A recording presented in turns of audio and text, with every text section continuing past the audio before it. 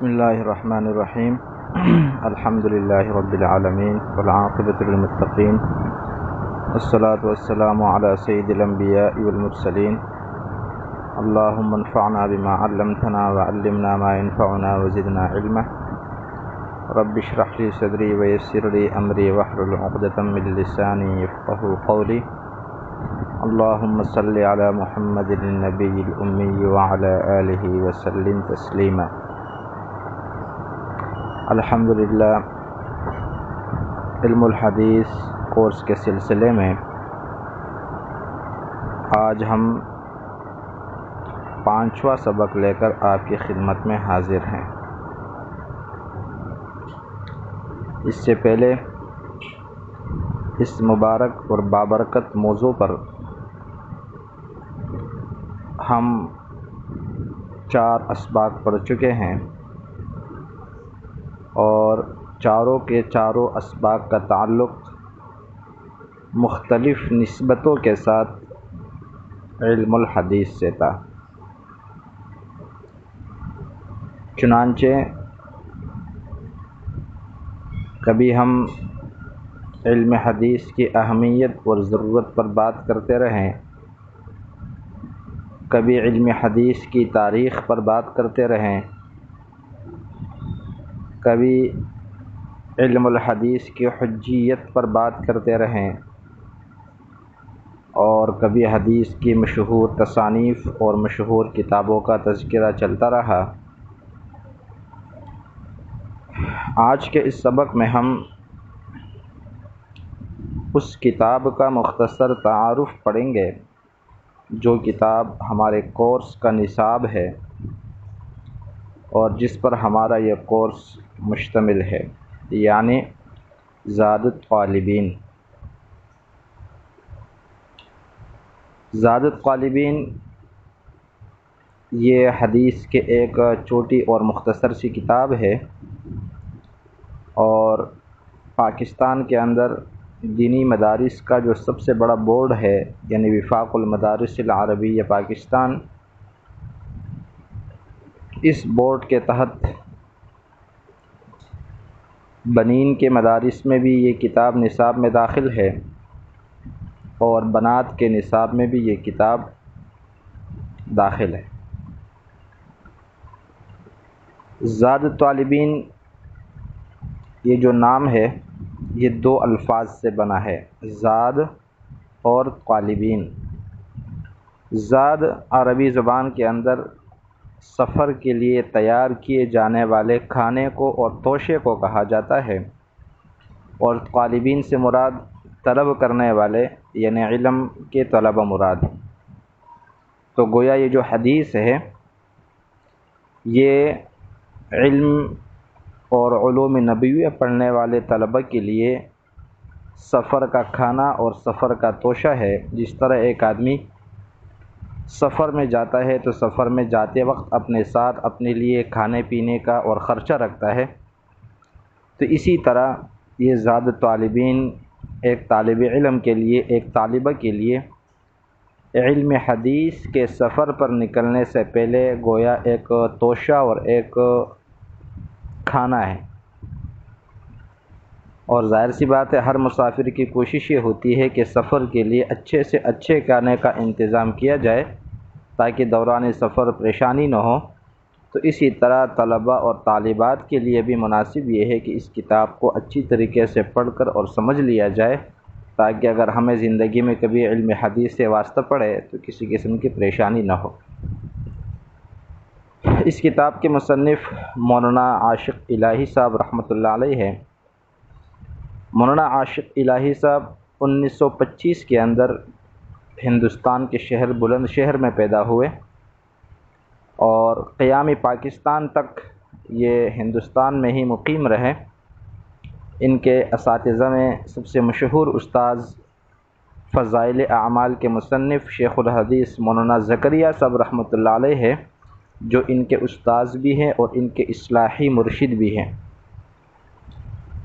پاکستان بن جانے کے بعد یہ کراچی تشریف لائے، اور کراچی اور پاکستان کے مشہور و معروف ادارے دارالعلوم کورنگی کراچی کے اندر درس و تدریس میں مصروف ہو گئے، اور اس کے بعد یہ مدینہ منورہ تشریف لے گئے، جہاں پہلے سے ان کے استاذ اور ان کے شیخ مولانا زکریا صاحب رحمۃ اللہ علیہ کا قیام تھا۔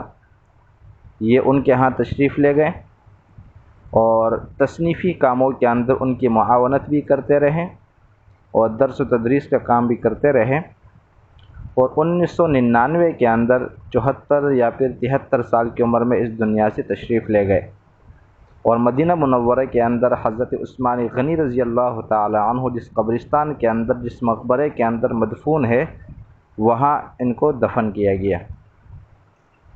یہ جو کتاب انہوں نے لکھی ہے یہ مختصر احادیث پر بھی مشتمل ہے، اور کتاب کے اگلے حصے کے اندر جا کر نسبتاً طویل اور لمبی احادیث بھی موجود ہے۔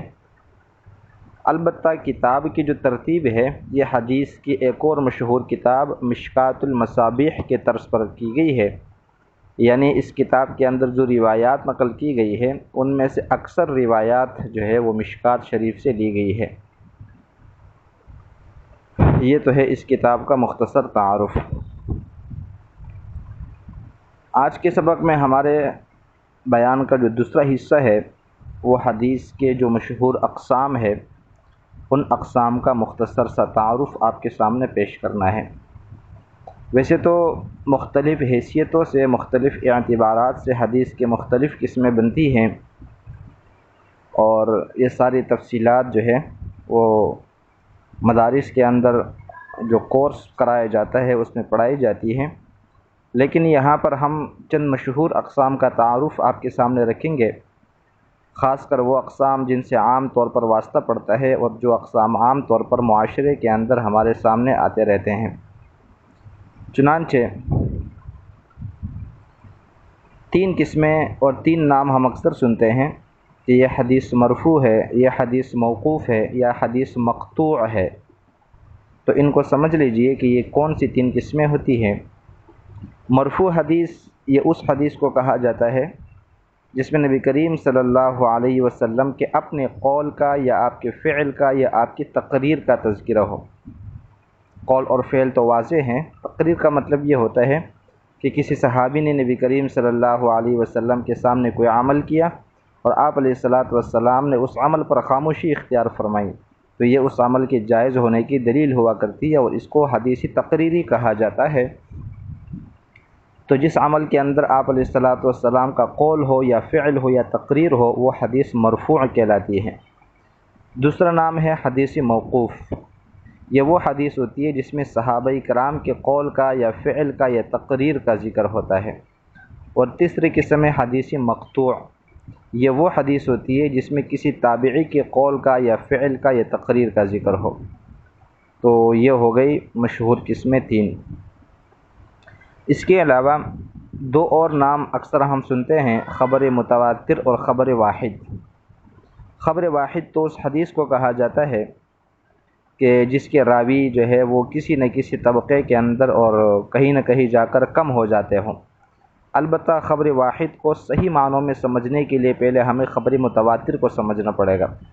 چنانچہ خبر متواتر اس حدیث کو کہا جاتا ہے جس حدیث کی روایت کرنے والے، جس حدیث کے نقل کرنے والے شروع زمانے سے لے کر ہر زمانے کے اندر اتنی زیادہ تعداد میں ہو کہ عقل اس بات کو تسلیم نہ کرے کہ ان سب نے جھوٹ بولا ہوگا، یعنی وہ اتنی زیادہ تعداد میں نقل کرنے والے ہیں کہ عقل بھی اس بات کو تسلیم کرتا ہے کہ یہ لوگ اپنی روایت کے اندر سچے ہیں۔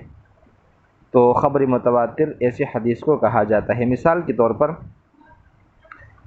ہم میں سے اکثر لوگ ایسے ہوں گے جنہوں نے امریکہ نہیں دیکھا ہے، نیو یارک نہیں دیکھا ہے، لیکن ہم مانتے ہیں کہ امریکہ دنیا کے اندر ایک ملک ہے اور نیو یارک اس کا ایک شہر ہے۔ کیوں مانتے ہیں حالانکہ ہم نے دیکھا نہیں ہے؟ اس لیے کہ ہر زمانے میں لوگ یہ بات کہتے آئے ہیں کہ امریکہ موجود ہے زمین پر اور نیو یارک اس کا ایک شہر ہے۔ تو یہ بتانے والے اتنے زیادہ ہیں کہ ہم انہیں جھٹلا نہیں سکتے، اور ہماری عقل بھی اس بات کو تسلیم نہیں کرتے کہ جھوٹ بولتے ہوں گے۔